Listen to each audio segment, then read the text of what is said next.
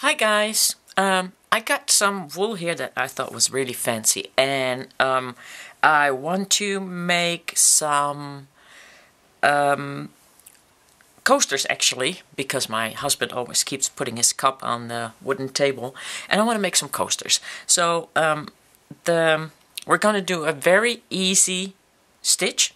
I don't know what all the stitches are called, but I'm not going to go there right now. I'm just going to do this, and I want to show you that this is actually for knitting. I think it gives the names of the knitting needles right here. I don't know what crochet needle I need, but the fun part is your crochet needle will tell you. So let's get started. Now, thanks to my Patreons, I was able to buy this set of needles. This is a wool needle. I'll put that in there later on. But these are the needles that I bought in a little pack. It's not leather. But, so to keep everything together, this was like about €9. But, you know, crochet needles, there are way cheaper ones outside. If you've never done it, you just go to Hobby Lobby. You'll probably be able to buy a whole set like these in like a little pouch or something for like $2 or $3. It's not very expensive if you want to try beginning with the crochet. It is actually fun. I'm making a blanket right now, and I'm using this wool for the blankets actually. The needle will tell you which one to use. So let's get started with like a really small tiny needle, see if that will work. So what you need to do when you start your crochet is you need to make a loop like that, and then just kind of grab that end tail and pull that through there. Okay, and then you put your needle in. Now I already know that this one is way too thin, but I just want to show you because your needle tells you which one you need to use. So you want to grab that wool, and obviously you can't grab that wool, you see? That needle is so small it will go straight under it. So we're going to take this needle out and try a little bigger one.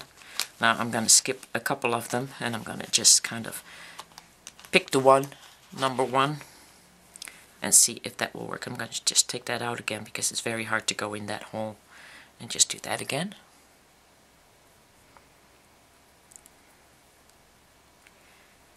So I'm going to go in there, and let's see if that can grab it. It grabs it and it goes through there, but I don't feel that goes through there very fluently. It's like I feel like I really can't grab it. Sometimes it just kind of misses it. So, okay, that's too small too. Now let's go a little bit bigger. Let's go 1.4, so I'm skipping a couple of them. See, and you can see that that hook there is getting bigger every time. So, doing that again. Making a new loop. Putting that needle in there. Pulling that, not tight, but close. Yeah, that's not really working either. It is working, but it's not. Let me see. I feel I can't grab that all of them. You can see like it wants to just kind of go over there. So, okay, that one not either. Let's just go and pick up the 1.6. I'm skipping the 1.5. Let's see how that's working. Pulling that up right through there. Going in there. Now that one grabs it all. And that feels like it's going there fluently and easily. I think that's the needle that I'm going to use. I might want to try, I'm going to try the one smaller, just see how that works. And then just kind of, just go with the flow, you know. It's, as I said, your needle will tell you which one to use. As I said, the crochet hook, the hook will tell you which one to use. And I actually already knows which one. I already know which one I'm using for my blanket, but you know, I think that goes well too. But for the coasters, I think I'm going to go with the 1.6. I'm actually using the 1.5 for the blanket, but I'm going to go with the 1.6 for the coasters. So,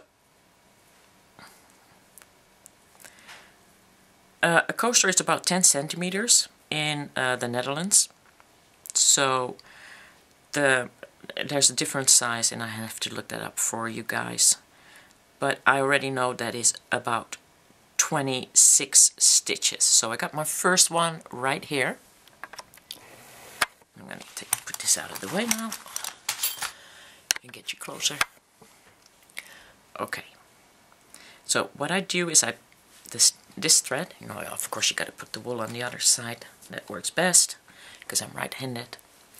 This goes over my finger, and I'm going to hold the end till, and I'm but carefully, gently, so I don't tighten this knot too much, because I want to be able to work that thread that needs to still be worked through the piece. Okay, so I'm going to carefully pull that through. That's one, and I need 26. Grab that and just kind of, you know, you get your middle finger on that thread, so you don't pull it too hard, and you just push it gently through there. And sometimes you will, if you see that happening, this with the thread, because this is made out of, I think, three threads, then just go back and do it again. So we got 1, 2, 3, and don't pull it too tight because you got to go through there later. 4, 5, 6, 7, and I just gently have this finger on my thread. 8, oh, and you just gotta go back in there.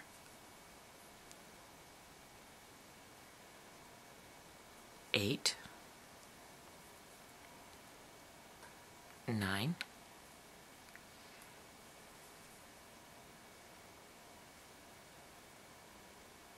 10, and I'm going to do 10 by 10. 10, 10, and 6. So 1, 2, 3, 4, oops, gotta go back in there, pick that up. 4,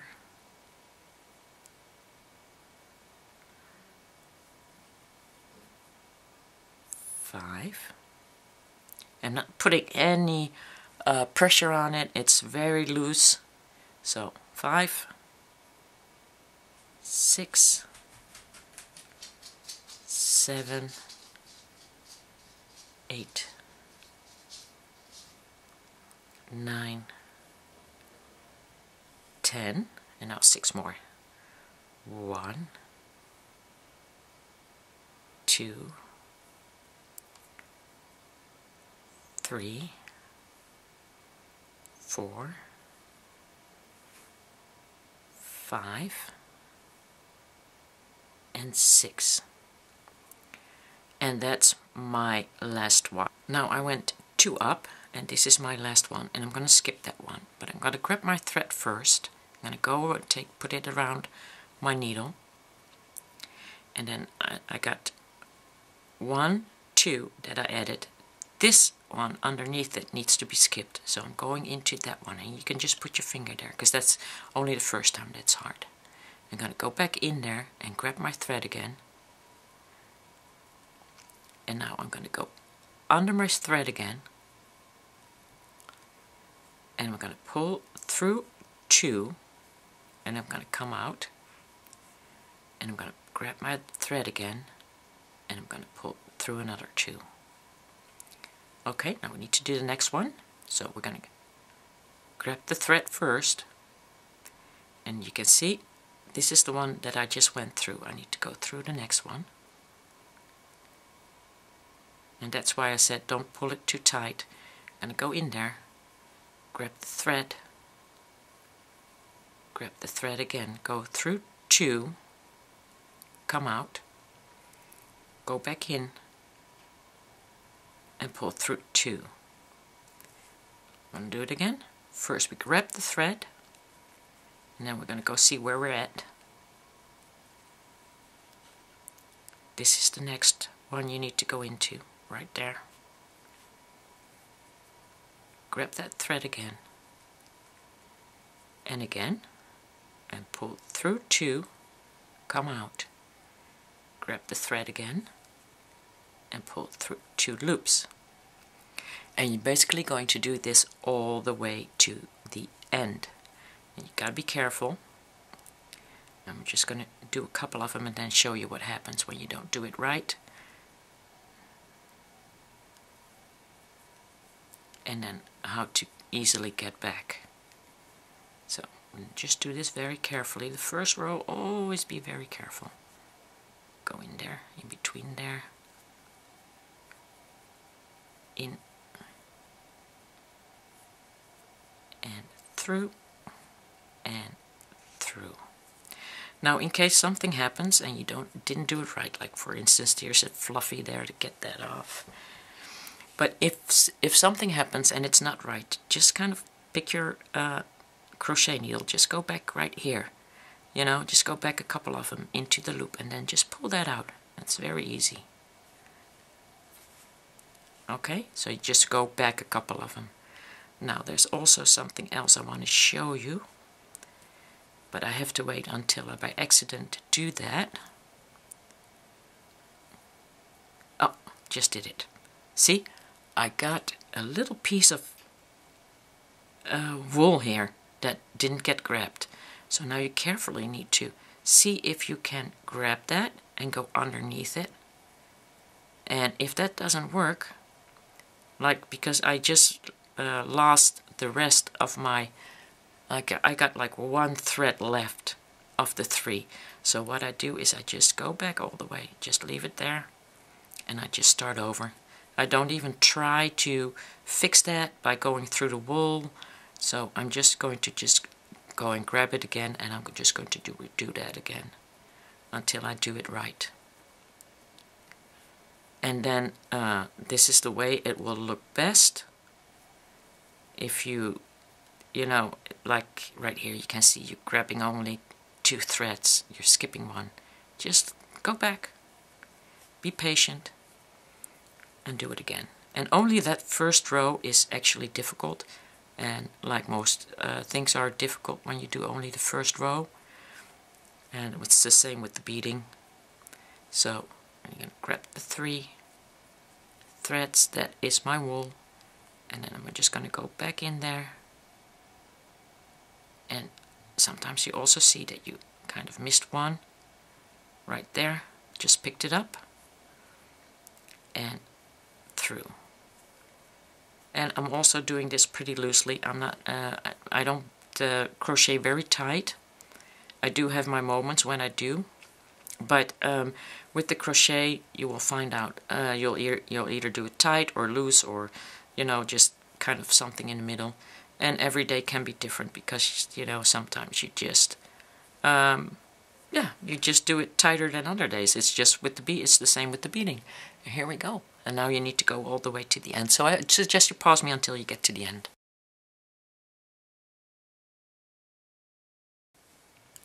The 26th one will bring me right in front of the knot.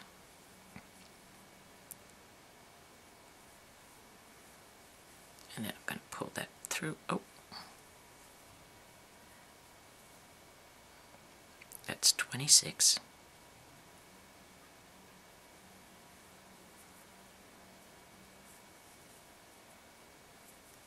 And now I have done my first row. Now you can see that the tension is a little bit different here, because it's probably a little bit tighter than I did it at the end. But that's not going to matter when you do the next row. And what does matter is that you recount them. So I'm going to put the needles down in there. And then I'm going to recount them. I need to have 26. This is my first one where I went up. This is 1, 2, 3, 4, 5, 6, 7, 8, 9, 10. 1, 2, 3, 4, 5, 6, 7, 8, 9, 10. 1, 2, 3, 4, 5, 6. All good. Now I'm going to turn around. Now, when you get that last one on there, you're going to do 2 up, 1 and 2. And then you're going to turn your piece around. Just pull that through a little bit. Make sure that your thread is not tangled up. Just got to go back in there, twist it around so that that thread goes forward again, okay? Now, this right here is your first hole. We're not going to go through there because basically we just went up. So we're going to skip that first hole. We're going to go into that second hole. So just kind of hold it straight and you'll see where you need to go. You need to go right there, not in here. That's right on top of there. So I'm going to go in there and you're going to go in between. Let me show you that again. You see that there is, let me open it up and see if you can see that. There is a thread here on the bottom and there's thread on the top. So you're going to go right in between there. And just kind of twist your crochet needle around so that you go down with the hook on the bottom. So just kind of pick up your thread, pull it through, pick up your thread again, pull through 2, and we're just going to repeat the same stitch. Grab the thread in there right underneath those first 2 threads and through, pick it up and through, pick it up and through, and again. And you're just going to repeat that all the way to the end. And make sure you still have 26 stitches when you reach the end, okay? So this is my 4th, because this is, let me see, this is 1 right here, 2, 3, and I'm doing my 4th right now. Now, when you have to go back, sometimes you will forget count. You're just going to go and all the way to the end again. So I suggest you pause me until you get to the end, and then I'll show you what's next.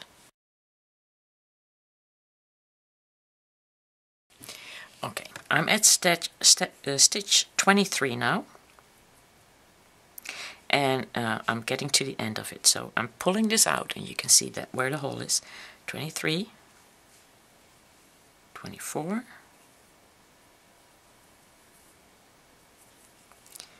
right here is 25, right here. You gotta go in there. That would be like the one comparable to where the knot was. This is 25. And then I'm going to grab it up again and I'm going to go into that loop that we made when we went 2 up. And that's right there is 26. And then we're going to go up 2 again.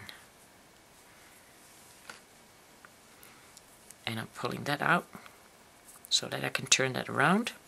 And you got to make sure that you got that absolutely right and that that's indeed 26 and not 27. So we got 1, 2, 3, 4, 5, 6, 7, 8, 9, 10. 1, 2, 3, 4, 5, 6, 7, 8, 9, 10. 1, 2, 3, 4, 5, 6. So we got that right. Yay!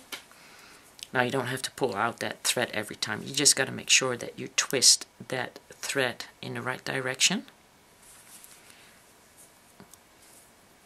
So now it looks like that thread is on the right side again. And we're just going to continue until the side is 10 centimeters long. And again, this one is the first one you skip. You're going to go right into that second one. And 1, and it's getting a little easier to hold. It's still curly, but you'll have to iron it later with a cloth underneath it, but we'll get to that part. And we're just going to go all the way to the end again, counting 26.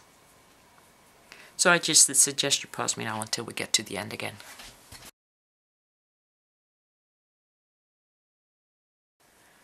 Okay, here's where you start recounting them. 1, 2, 3, 4, 5, 6, 7, 8, 9, 10. 1, 2, 3, 4, 5, 6, 7, 8, 9, 20.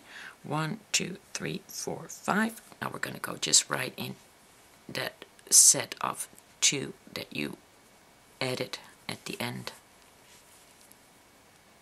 Because you got to keep it 26.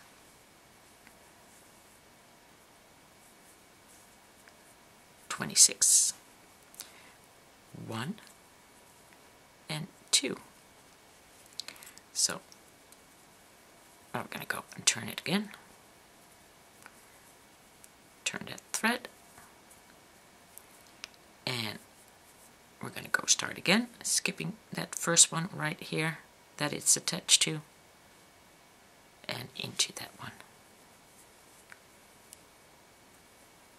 And we're going to do another 26, and you're basically going to repeat that until you have that square that is, oh, it's a little less than 10 centimeters. It's actually 9.5, so I need to go actually 9.5 up, which would be a couple of rows more. I got 2.5 here, so I still got a couple of them to do. So I suggest you continue until you get them all done and you got a nice square. So I got my first coaster done, and I ended up right here. So what I'm going to do is I'm going to pull that through one more time, like that, and then we're going to cut off the thread.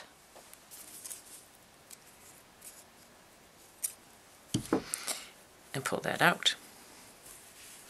And now we have to work the knot away in our work.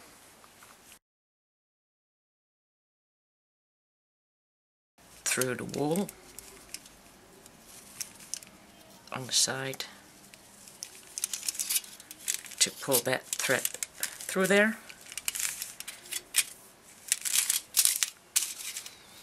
Cut that off.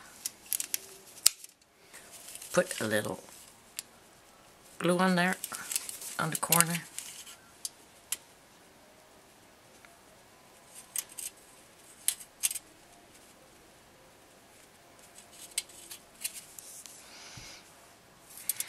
And then do the same thing on the other side. And I'm going to let that dry.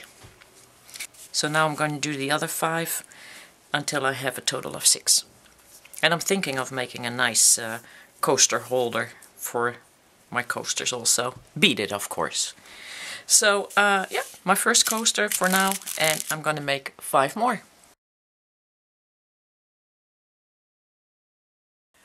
This pad has been ironed.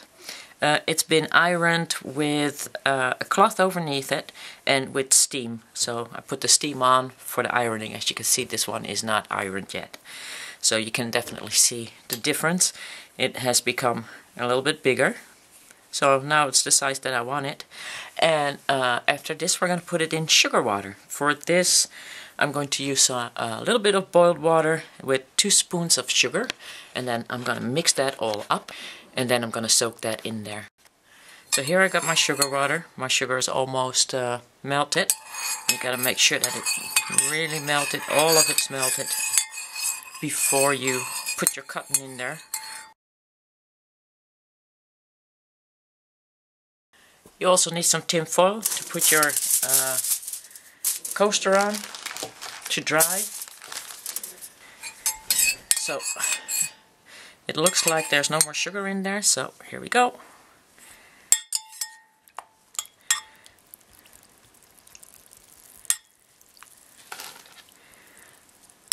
Soaking that, and I wore some gloves because this is really sticky water. Well, at least one glove, and it's hot water too. I put that on there.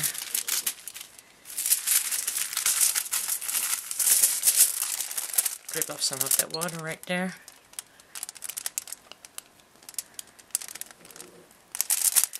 And now it just needs to dry.